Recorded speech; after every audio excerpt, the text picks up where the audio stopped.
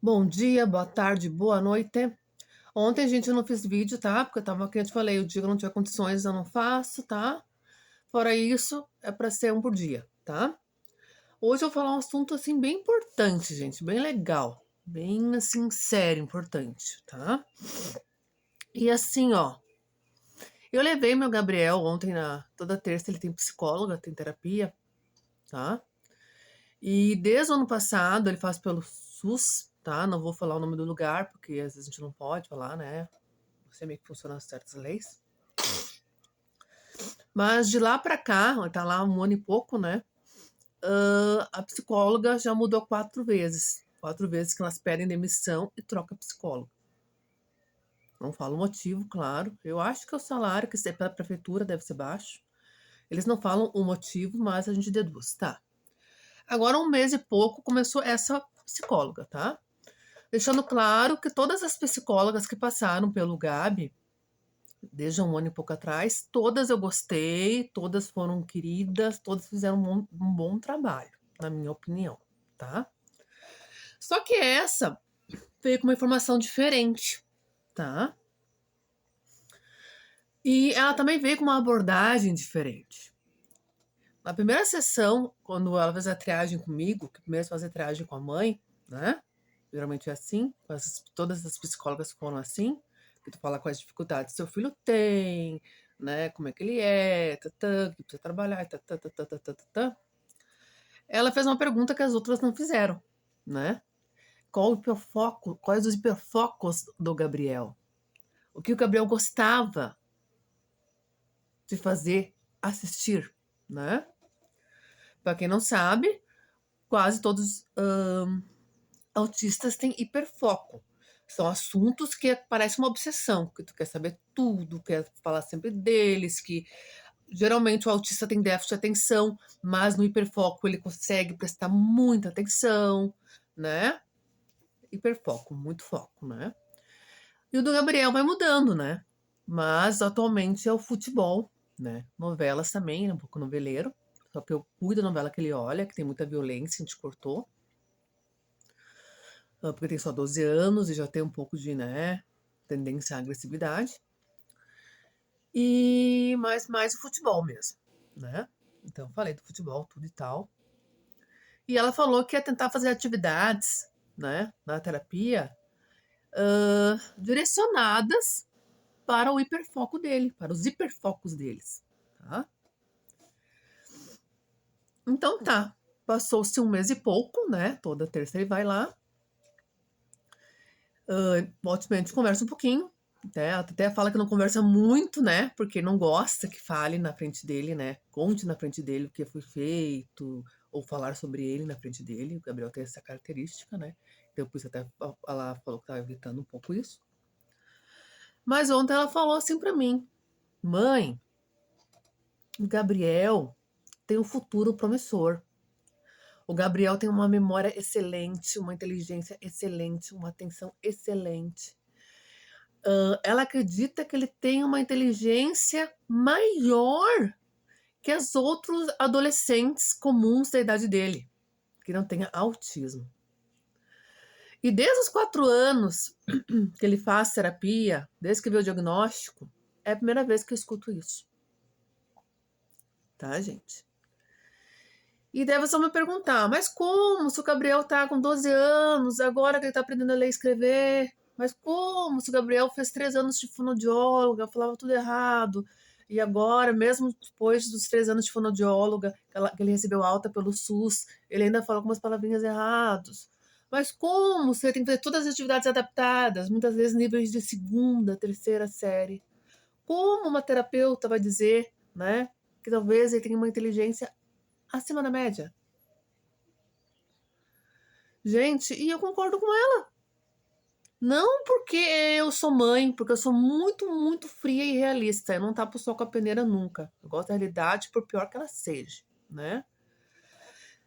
O Gabriel tem problemas cognitivos, que a outra psicóloga falou, e eu estudei na internet, que é diferente de deficiência intelectual. O Gabriel não tem deficiência intelectual, mas tem problemas cognitivos, que é diferente de deficiência intelectual. Problemas cognitivos, o que que é? Ele tem uma hiperatividade, que atrapalha a aprendizagem. Ele tem um déficit de atenção muito grande quando não é assunto dos hiperfocos dele, né? E assim por diante, uma intolerância à frustração, né? Quando ele erra, fica muito brabo, e daí a brabeza dele atrapalha, né? Porque quando tá muito nervoso, muito brabo, como é que tu vai aprender? É difícil, gente. Mas aí vai uma grande observação, uma grande lição, tá? Que muitos autistas, eles não conseguem usar a inteligência deles. Ou muitas vezes tá escondida, a gente não percebe, a gente não identifica. Por quê? Porque tem muitos fatores que vão atrapalhar a aprendizagem dele, o desenvolvimento dele. Por exemplo, a escola do Gabriel, tá? É mais 23 alunos na turma dele. O Gabriel mesmo falou, uma turma barulhenta, o que é normal. Imagina, 24 alunos de 12 anos. Como é que não vai ser barulhenta? Claro que vai ser, né? Não é culpa do professor. Não tem são, adolescente, né? Na flor da idade, 24 adolescentes. Um adolescente é barulhento. E a maioria dos autistas, como o Gabriel, tem hipersensibilidade sensorial. Ou seja, quando tem muito barulho, não consegue se concentrar. Quando tem muito barulho, fica irritado, fica nervoso, né? Então, isso já vai ser uma grande dificuldade para o Gabi aprender na escola, tá? Os hiperfocos.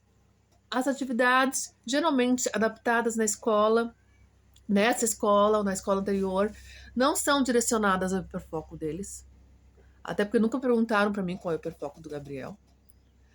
E assuntos que os autistas não têm interesse, muitas vezes o autista vai ter muita dificuldade de concentração, vai ter déficit de atenção, vai se desligar. Também dificulta. Que tu pode ser um gênio, mas se tu não estiver prestando atenção, tu não vai aprender. Se tu estiver prestando outra coisa, estiver desligado, distraído. A concentração é necessária para todos, né? Por isso, muita importância do hiperfoco nas atividades adaptadas, né? O silêncio, né? A hiperatividade. Um autista não é uma criança comum, que é normal ficar 4 horas sentadas.